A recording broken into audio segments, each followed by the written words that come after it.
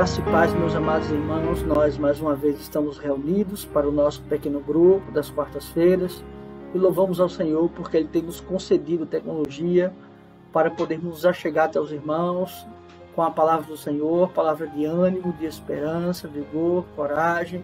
Como os irmãos bem sabem, o nosso estudo está sendo gravado, mas os irmãos podem estar interagindo no chat aqui do YouTube. Nós também temos o nosso grupo do WhatsApp, onde os irmãos podem estar fazendo seus pedidos de oração, seus agradecimentos. É importante que nós estejamos em oração uns pelos outros, na certeza de que o Senhor ouve as nossas orações. Meus amados irmãos, nós hoje vamos estudar o Salmo número 38, salmo de penitência, o salmo penitente. Mas antes vamos ter uma palavra de oração, pedindo e clamando ao Senhor por iluminação para o entendimento da sua palavra.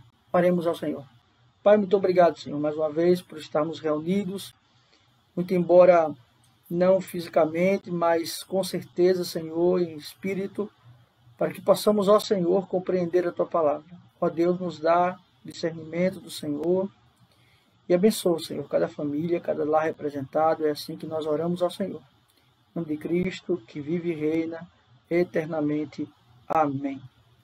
Meus amados irmãos, se há algo que muitas vezes nos angustia, é nós pensarmos nos erros que cometemos.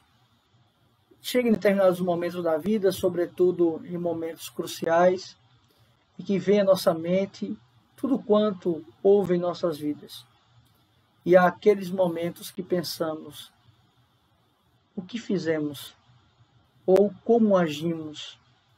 E não somente isso, nós passamos a ter a consciência de que muitas coisas que vivemos, que sofremos e que padecemos hoje, é fruto de nossas escolhas, de nossas decisões. Pois bem, esse Salmo de número 38, que é considerado o Salmo de penitência, o Salmo penitente, é o terceiro Salmo nessa linha.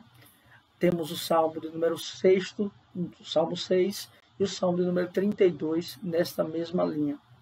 E esse Salmo de penitência, o penitente, ele tem essa estrutura de trazer primeiramente a angústia do salmista, a sua sensação de abandono, mas ele também traz a sensação, a convicção de esperança.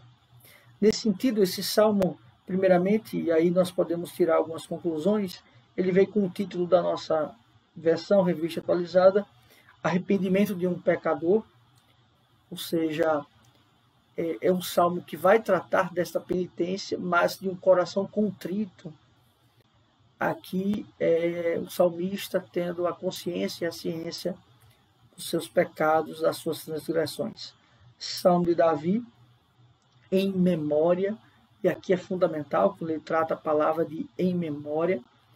A memória aqui é justamente a recordação de tudo quanto foi praticado por Davi, de tudo quanto ele fez em sua vida, mas não somente isso, ele não só resgata a memória dos seus erros, das suas falhas para si mesmo, mas é um salmo que também tem uma proposta, um propósito de ser didático para outras gerações, para que outras pessoas possam ver os relatos, o arrependimento do rei Davi e não cometer e não agir da mesma forma que ele agiu.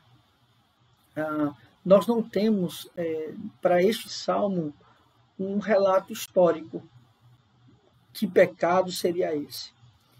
Algo mais próximo que poderíamos pensar, na verdade, é Davi pensando em sequências de pecados, em multidões de pecados. E aí, então, esse pecado não relatado, mas o que é enfatizado aqui é o sofrimento que esses pecados trazem ao seu coração e também trazem na parte física. E também esse salmo vai trazer esse aspecto, porque muito embora alguma doença física algum mal físico que venha a acontecer, ele não esteja relacionado diretamente a pecado, muitas vezes a aprovação de Deus, enfim, mas não necessariamente pecado, este não é o caso. De fato, sim, a enfermidade que vai ser relatada por Davi é uma enfermidade que ele tem a ciência, a consciência de que o próprio Deus trouxe esta enfermidade para ele, para castigá-lo pelos pecados que ele cometeu. Então, nós estamos diante de alguém que compreende que o castigo de Deus, que o que ele passa, a doença que ele tem, veio do próprio Deus. Dito isto, nós vamos então trabalhar o Salmo, e este Salmo está em 3 grandes partes, como até inclusive eu já falei no início. Primeiramente, nós vamos ter um estado e um estágio de sofrimento do salmista, o sofrimento de Davi, dos versos de 1 ao verso 8. Depois nós vamos ter a sensação, o sentimento e a convicção de abandono, dos versos 9 até o verso 14. Mas dos versos 15 ao verso 22, nós vamos observar esse sentimento de esperança do salmista. Vamos então iniciar a partir do verso 1. Não me repreendas, Senhor, na tua ira, nem me castigues no teu furor. Primeiramente, ele já começa clamando e pedindo a Deus por misericórdia. Tenha a compreensão da percepção do salmista, entendendo que Deus ele é plenamente justo e plenamente capaz de sim trazer juízo sobre a sua vida. Mas ao mesmo tempo, Davi tinha um relacionamento com Deus de tal forma que ele também sabia de que Deus era misericordioso. Que Deus então era misericordioso para perdoar. E então ele já começa clamando ao Senhor, porque é um coração compungido, contrito, o Senhor não rejeita. Então ele já clama, já anela a Deus por livramento, e que Deus não traga a sua ira nem o seu furor. Percebe como é importante isso? Essa relação com Deus, na concepção de que eu me curvo diante de Deus totalmente como Ele é. E esse é um grande problema dos nossos dias, porque pessoas aceitam apenas o Deus que traz as bênçãos, o Deus que faz os milagres, os prodígios, mas não atenta para a relação com Deus, deste Deus que também nos pune, nos castiga, nos exorta quando erramos, e que tem todo o direito, sim, de trazer juízo sobre nós. Então, perceba a relação madura e consciente que Davi tem com Deus. Isso é fundamental. Em momentos alegres, reconhecemos a Deus, mas em momentos tristes, nós não podemos nos revoltar contra Deus.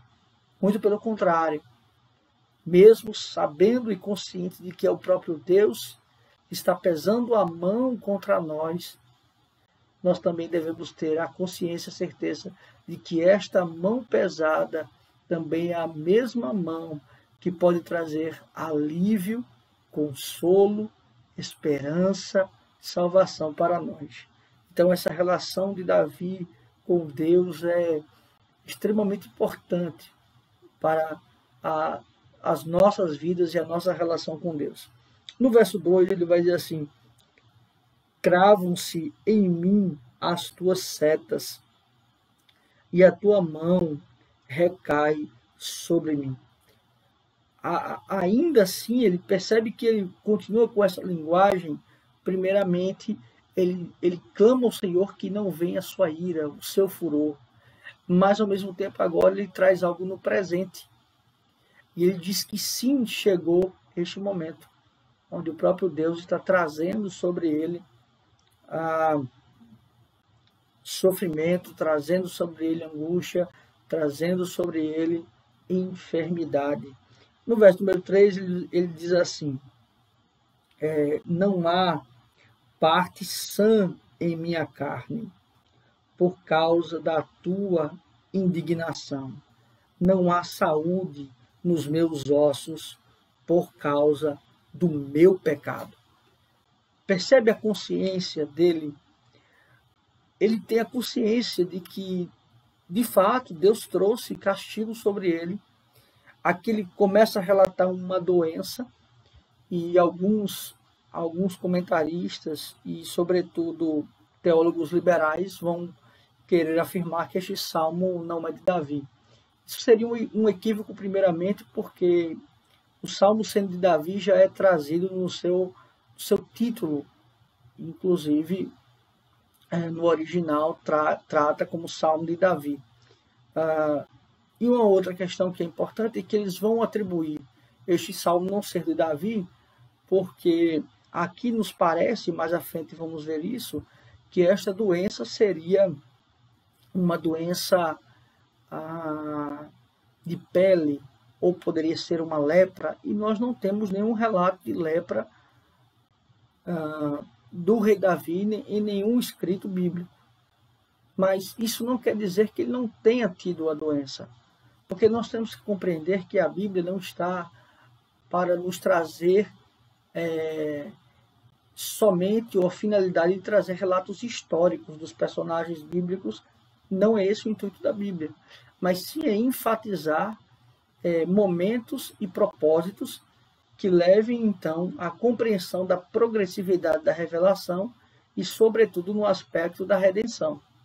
Então, a Bíblia não se propõe a trazer tudo o que aconteceu de todos os personagens. Então, podemos sim afirmar que aqui é Davi, mas o que eu achei interessante é porque ele fala no finalzinho, ele diz assim: por causa do meu pecado. Ele sabe que a indignação de Deus sobre ele veio por conta do seu pecado. Percebe como ele tem uma consciência de quem é Deus, como Deus age, de quem ele é, e de que Deus é justo a tal ponto que traz juízo sobre ele, ira sobre ele. Ele não atribui, e aqui é importante esse título que se deu à revista atualizada, quando ele fala o arrependimento de um pecador. O coração de fato arrependido, ele entende, primeiramente, que ele é culpado, que ele não é inocente. E aqui é muito importante essa postura de Davi, porque Davi não vai culpar circunstâncias, não vai falar de terceiros, de pessoas que possam ter levado ele a fazer os atos que ele fez, mas ele diz: por causa do meu pecado, pois já se elevam acima da minha cabeça as minhas iniquidades, como fardos pesados excedem as minhas forças. E aqui então ele fala desse peso de uma situação que não é fácil, que causa para ele fraqueza. Percebe? Ele fala então dessas forças, essa força se esvaindo.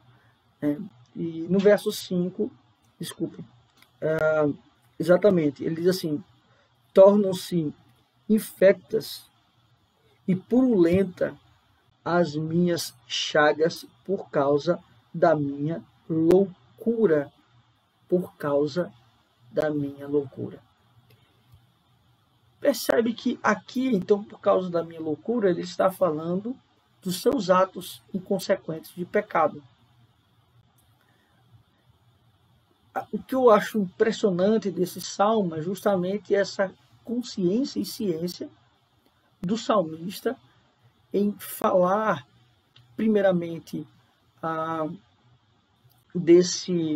dessa relação com Deus, da ciência do seu estado, de quem ele é, de quem Deus é, e que, de fato, o pecado foi, na verdade, e todas essas chagas, essas doenças, por conta da sua loucura. Ou seja, ele saiu de si mesmo. E é justamente isso que o pecado ele nos proporciona, sabe? Nós muitas vezes saímos da realidade, daquilo que é aceitável, e fazemos coisas inimagináveis e temos atitudes inimagináveis. E muitas vezes nós nos perguntamos como eu pude fazer isso, como eu pude ter essa atitude, como eu pude me comportar dessa maneira. Percebe? Porque o pecado, ele nos cega, o pecado, ele nos envolve de tal forma que a nossa razão, o nosso pensar, ele é afetado. E aí, então, ele tem consciência desse estado mental, porque aqui também ele está relatando um estado mental de perturbação por causa da minha loucura. No verso 6, ele vai dizer: sinto-me encurvado e sobremodo abatido, ando de luto o dia todo. Verso 7, ele vai dizer: arde-me os lombos e não há parte sã na minha carne. Estou aflito e muito quebrantado. Dou gemidos por efeito, e ele vai dizer, do desassossego do meu coração. Do desassossego do meu coração. Aqui então ele começa a falar das angústias, desta aflição, deste quebrantamento, dos gemidos por efeito do desassossego do meu coração. Percebe que aqui ele trata de uma doença física, ele trata aqui de um aspecto emocional e de consciência abalado, e ele trata de um aspecto de angústia, desespero da alma. Então, nós não percebemos que o seu sofrimento, a sua súplica, a sua angústia, o seu desespero, a sua oração a Deus, está em primeira instância pelo seu estado físico. Mas ele tem a consciência que o seu estado físico é consequência do que ele praticou, e isso causa pesar para ele, causa angústia para ele, causa sofrimento para ele, o desassossego do meu coração. Claro que desassossego, oposto do sossego, do descanso, da paz, é um coração, ou seja, todo o seu ser que não tem paz, que não tem tranquilidade e vive o tempo todo angustiado. E então ele traça esse salmo de penitência falando desse sofrimento, dessa angústia, desse desespero. Mas no verso 9 até o verso 14 ele vai tratar, sobretudo, agora do abandono. Como agora não só essa parte íntima ou intimista dele, mas agora como isso vai se ampliar no seu estado. A partir do verso 9 ele vai dizer assim: na tua presença, Senhor, estão os meus desejos todos, e a minha ansiedade não te é oculta. Bate-me exaltado coração, excitado coração, desculpa. Faltam-me as forças e a luz dos meus olhos. Essa mesma já não está comigo. Percebe que agora ele está relatando, ele começa a traçar um abandono. E esse abandono não é um abandono de pessoas, ele está começando a relatar que ele também se sente abandonado por Deus, deixado por Deus. E isso é muito comum, sobretudo hoje, nos nossos dias, no estado de depressão, né? A depressão é aquela tristeza profunda, mas que na verdade lhe falta esperança. Mas aqui não é uma tristeza profunda em si mesmo, ou no que não se tem, mas uma tristeza profunda e falta a ele esse ânimo, porque ele se percebe abandonado por Deus. Esse salmo ele é interessante porque ele é muito próximo, ou poderia ser uma tipificação das angústias e dos sofrimentos do próprio Cristo, que sofreu na carne, sofreu na alma, sofreu o abandono de Deus, sofreu o abandono de amigos e sofreu a ira implacável dos inimigos. Então aqui também nós poderíamos elencar esse salmo como também sendo um salmo de tipificação do estado de humilhação de Cristo nesse sentido. Ele vai dizer: os meus amigos e companheiros afastaram-se da minha praga e os meus parentes ficaram de longe. Pronto, aqui ele começa a relatar esse abandono das pessoas.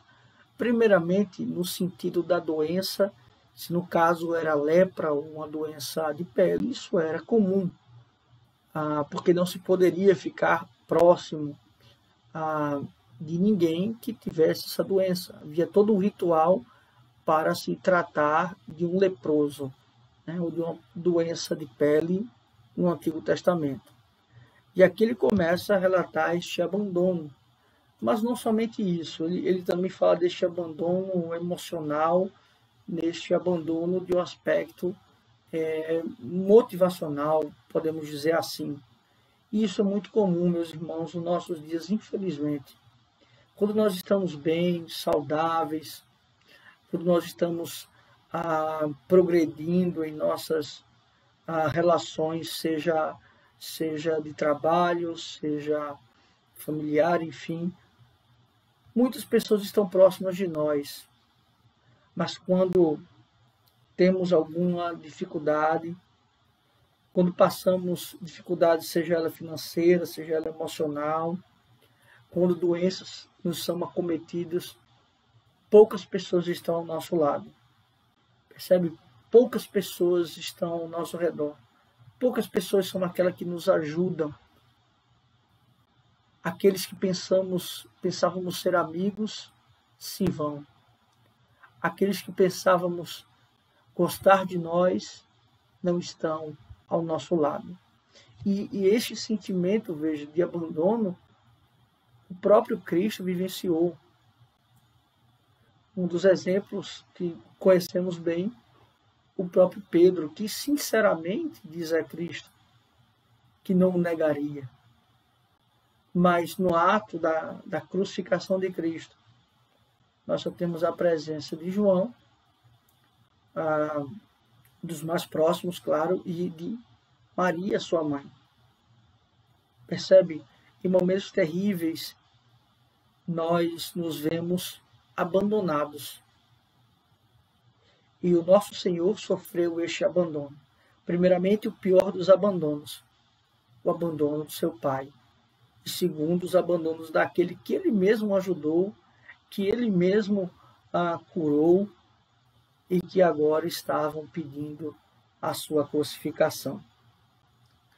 Ele vai dizer assim no verso 12: armam ciladas contra mim os que tramam tirar minha vida, os que me procuram fazer o mal, dizem coisas perniciosas e imaginam engano todo o dia. Aqui, o que é interessante essa relação, porque ele vai tratar da seguinte forma: os amigos, eles se afastam. familiares também. Mas em momentos difíceis, os inimigos se aproximam. Os inimigos se aproximam para, de fato, destruir completamente. Percebe quando a pessoa está em situação precária? Pessoas que desejam o mal, é nesse momento que elas vão se aproximar para destruir de vez aquela pessoa.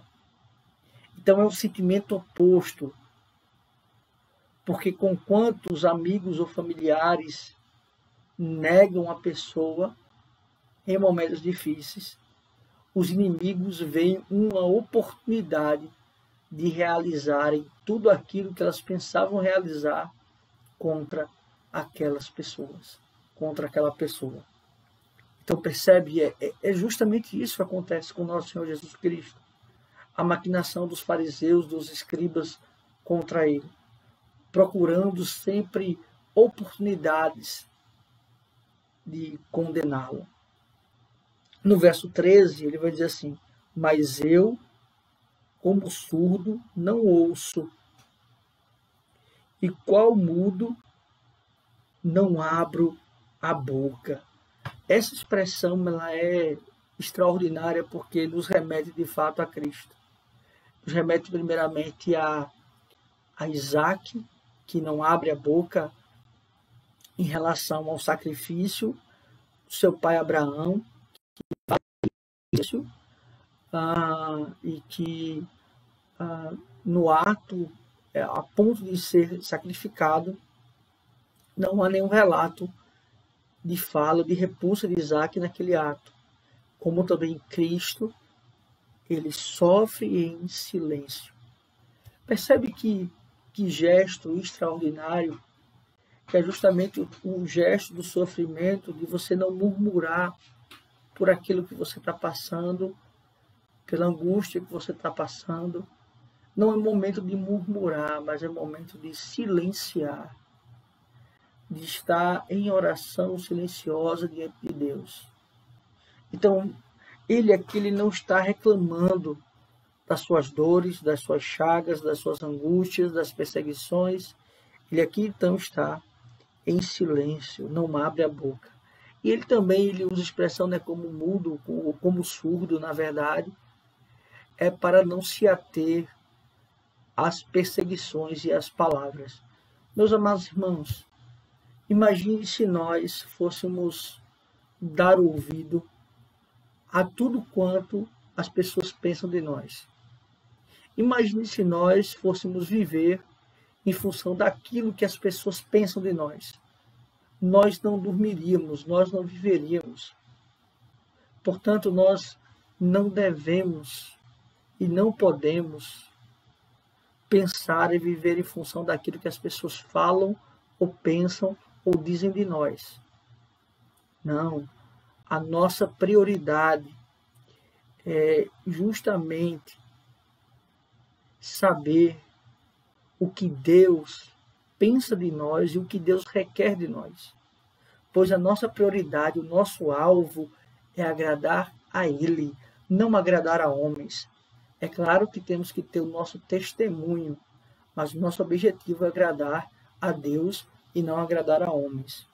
Então, em momentos de angústia, momentos de aflição, momentos de desespero, de perseguição, um dos fatores importantes: não se alimente daquilo que as pessoas falam de você, sobre você, não, mas se nutra, se alimente daquilo que Deus revela no teu coração, e em oração você clama a Ele, e você descansa nele, pois a solução não está nas mãos dos homens, meus irmãos, resolver os nossos problemas, as nossas dores, as nossas angústias.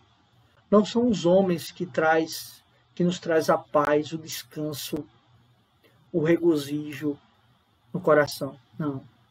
Quem faz esse papel é Deus. Portanto, nossa confiança, a nossa esperança não está nos homens. a nossa motivação de vida não está em agradar aos homens, mas sim agradar a Deus.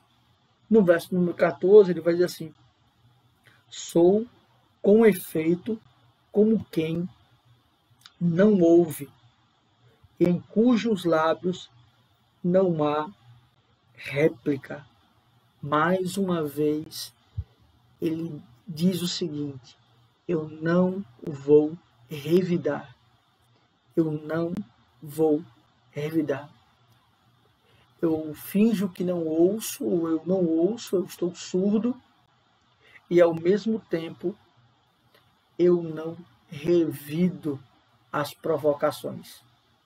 Isto é muito comum. Veja, pessoas maliciosas, malignas, elas sempre são pessoas que persuadem e tentam de alguma forma nos tirar do controle.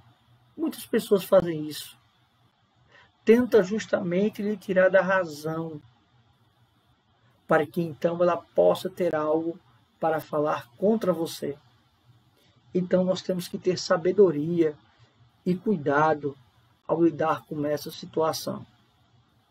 E quando houver então palavras caluniadoras, palavras que venham a nos ferir, a nossa resposta é o silêncio. Percebe? Neste estado de abandono, amigos se afastam, inimigos se aproximam. Familiares nos deixam, inimigos estão à nossa espreita, tentando nos destruir e nos levar mais ainda para uma situação pior do que já estamos. Percebe como é terrível esse coração? Mas não só quando nós olhamos para esse salmo de penitência ou salmo de memória, ele vai tratar sobre o sofrimento, ele vai tratar sobre o abandono, mas ele também trata sobre esperança. Acompanhe comigo que ele vai dizer no verso número 15 até o verso número 22. Pois em ti, Senhor, espero ou tenho esperança. Tu me atenderás, Senhor, Deus meu.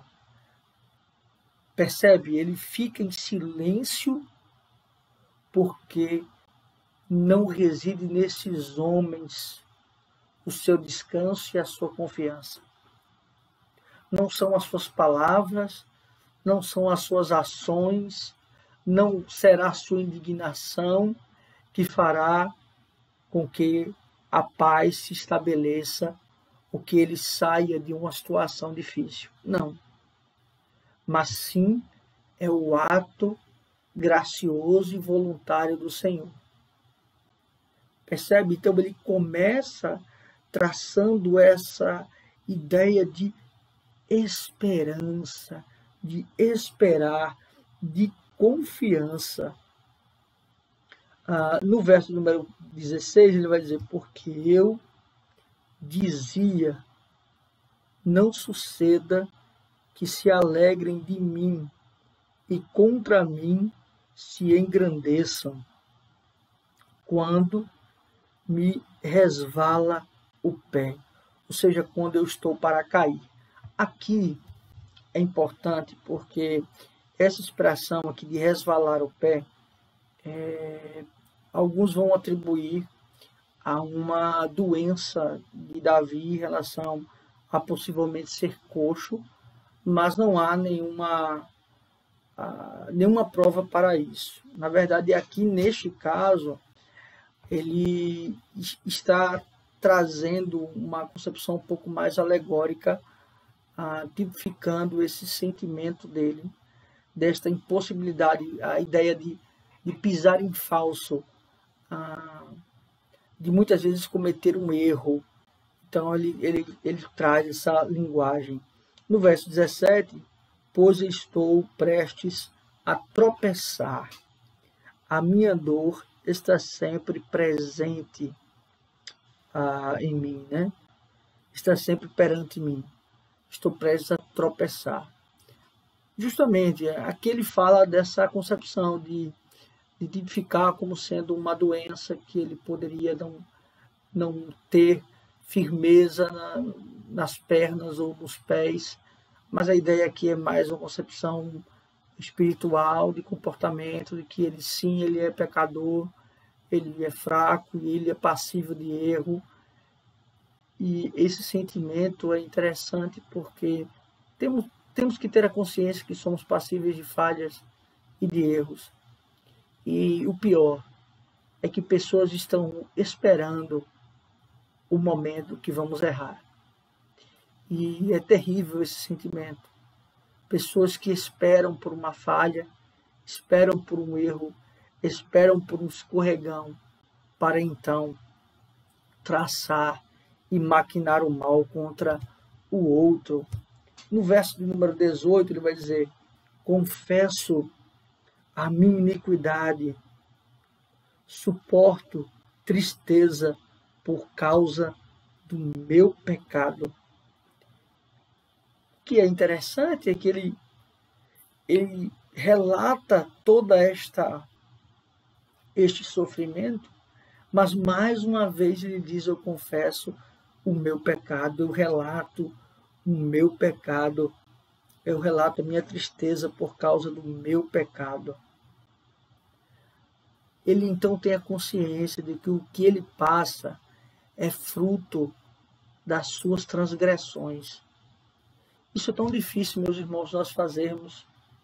Nós muitas vezes, quando estamos em situações difíceis, não estou dizendo que todas são, mas em algumas, por conta dos nossos pecados, ao invés de nós confessarmos, de nós sermos sinceros para com Deus, para conosco, nós atribuímos as nossas angústias, aos nossos sofrimentos, às circunstâncias, nós atribuímos aos outros.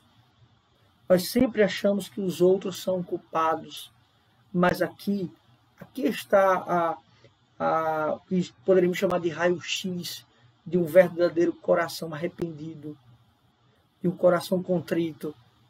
Ele confessa a Deus que ele é pecador. E então no verso 19 ele vai dizer: mas os meus inimigos são vigorosos e fortes, e são muitos os que sem causa me odeiam. Aqui, é claro, ele não está relatando, senão ele entraria em contradição, a sua inocência total. Mas ele está dizendo que pessoas o perseguem e tramam o seu mal sem motivo.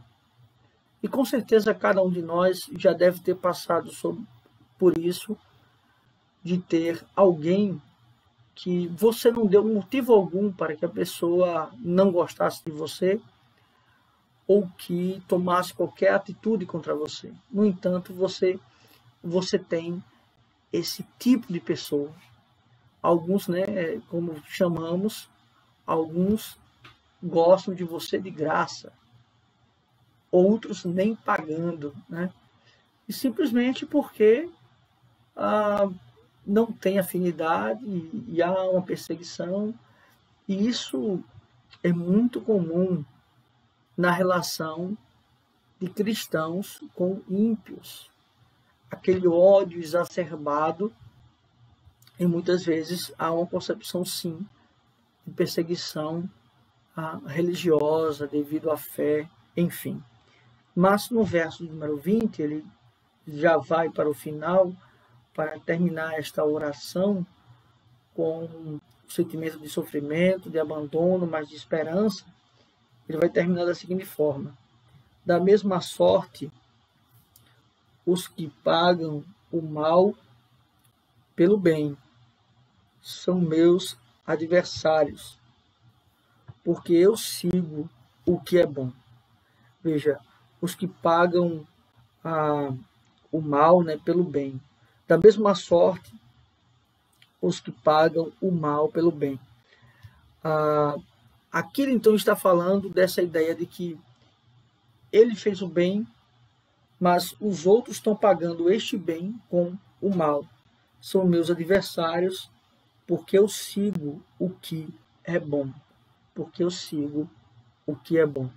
E o que ele fala aqui de seguir o que é bom não é aquilo que é bom para ele, ou aquilo que é bom para os olhos humanos, mas seguir o que é bom é aquilo que Deus determina que seja bom, ou seja, a sua vontade. A vontade de Deus é boa, perfeita e agradável. E então ele segue a lei do Senhor, a vontade do Senhor, os desígnios do Senhor. Mas aqueles pagam o bem que ele faz, e a lei de Deus ela é boa quando aplicada e é boa para todos os homens, não é aquilo que agrada a estes. Estes preferem pagar com o mal. Percebe aquele sentimento de que você sempre ajuda uma pessoa, você sempre faz o bem a uma pessoa, mas ela nunca retribui da mesma forma. Nada ela reconhece daquilo que você faz de bom, pois ela sempre te pagará com o mal. Verso 21, ele vai dizer: não me desampares, Senhor, Deus meu, não te ausentes de mim, não me desampares. Então ele fala, ele vai terminando a oração suplicando pela presença de Deus, para que Deus esteja com ele. Aqui ele não está duvidando da onipresença de Deus, isso aqui é importante.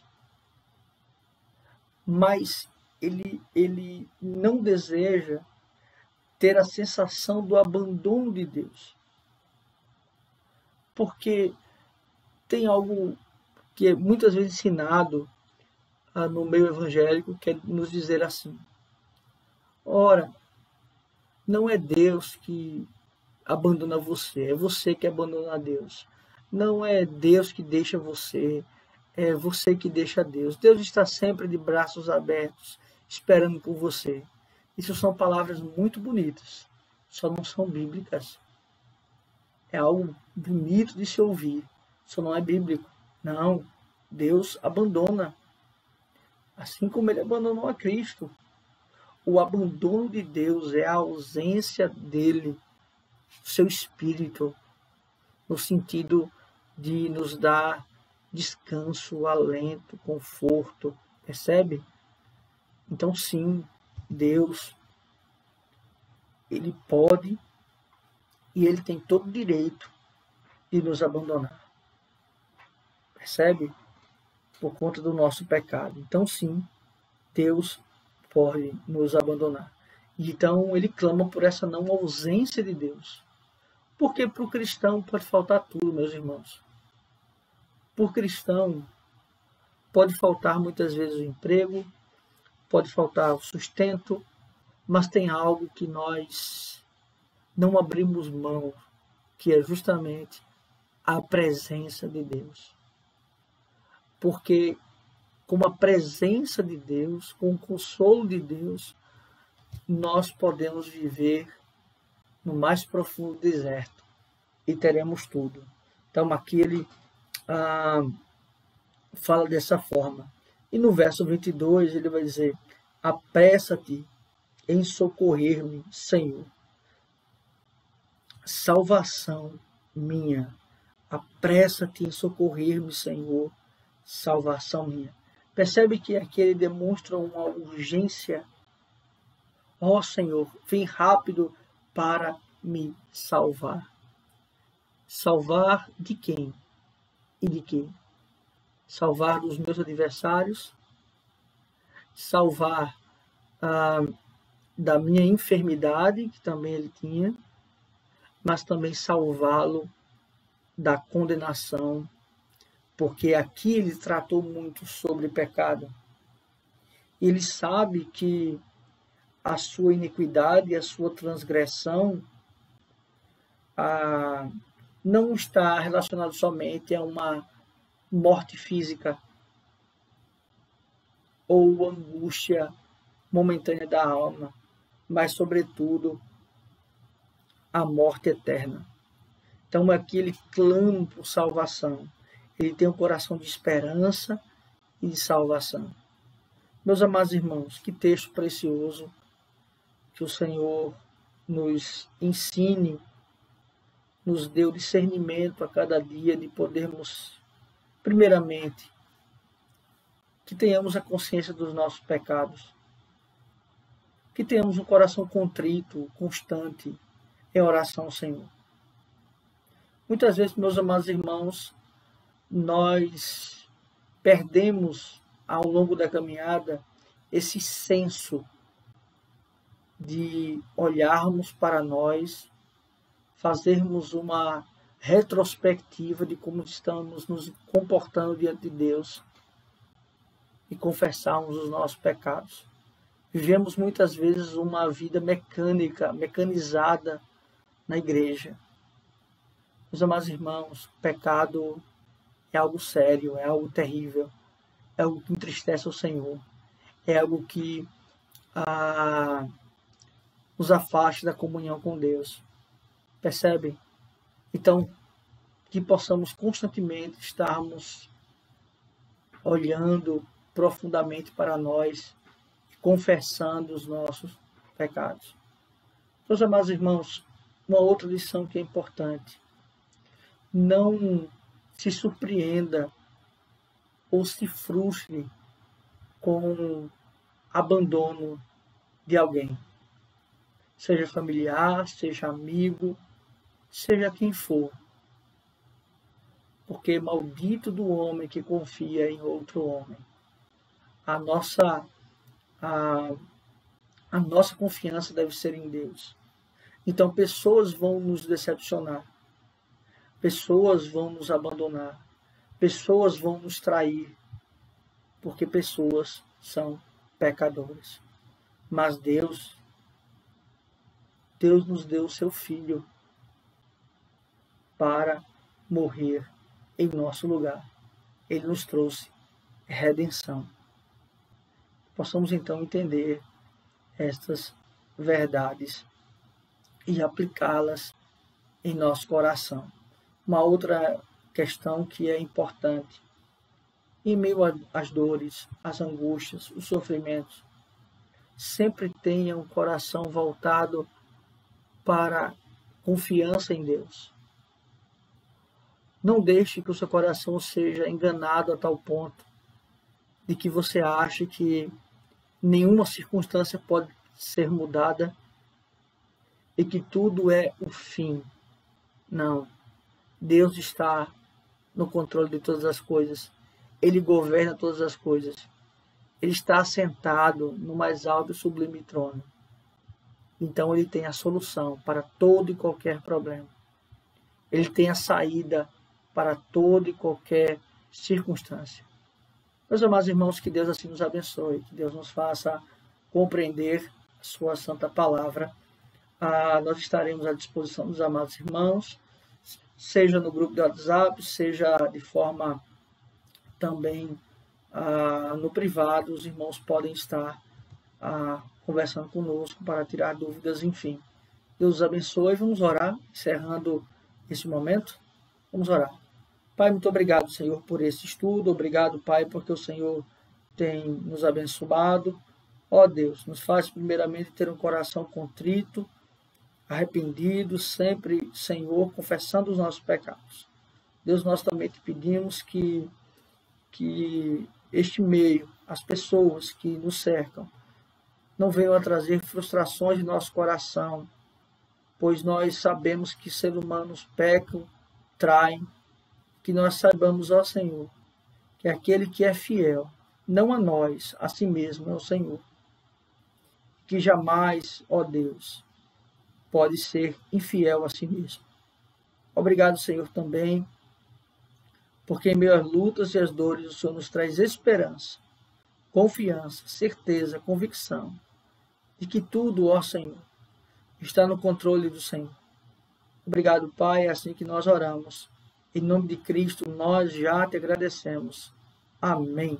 Que Deus assim os abençoe, meus amados.